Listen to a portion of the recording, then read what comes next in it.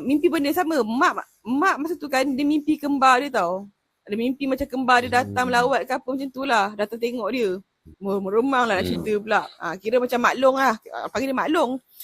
Lepas tu yang Alun ni pula, Alun mimpi seorang makcik lah. Ibarat macam kawan mak jugalah. Kawan mak dengan abah. Actually kawan, kita panggil dia Cik Nah lah. Cik Nah tu pun dah meninggal tau. Dia meninggal sebab COVID juga.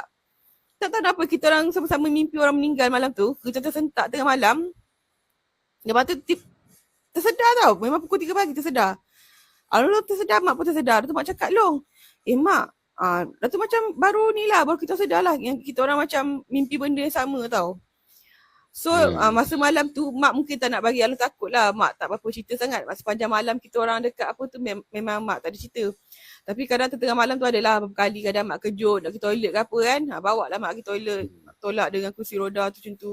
Tapi memang betul lah. Tapi tak tahulah sepanjang masa duduk situ rasa macam tenang je lah kan. Environment dia macam sunyi macam tu kan.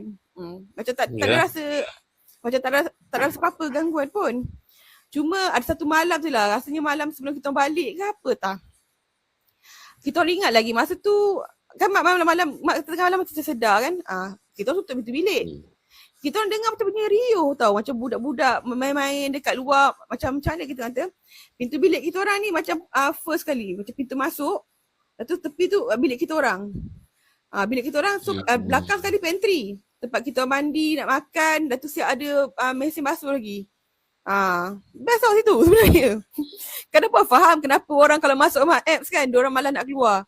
Sebab diorang kata selesa, diorang cakap seronok. Makan pun banyak kan, betul. Kadang-kadang macam ada orang sumbang kan, diorang bagi macam air kotak ke roti, memang ada. So malam tu kita dengar bunyi budak-budak main, bising dia, macam tu tau. So dah tu memang mak ajak kata, je lagi toilet, budak-budak ada lagi kan, mak cakap kan. Abang tahu tak, bila buka pintu, sunyi. Orang kata apa, sampai kan nurse pun tak ada tau. Kita pelik, mana datang bunyi bising, bunyi riuh.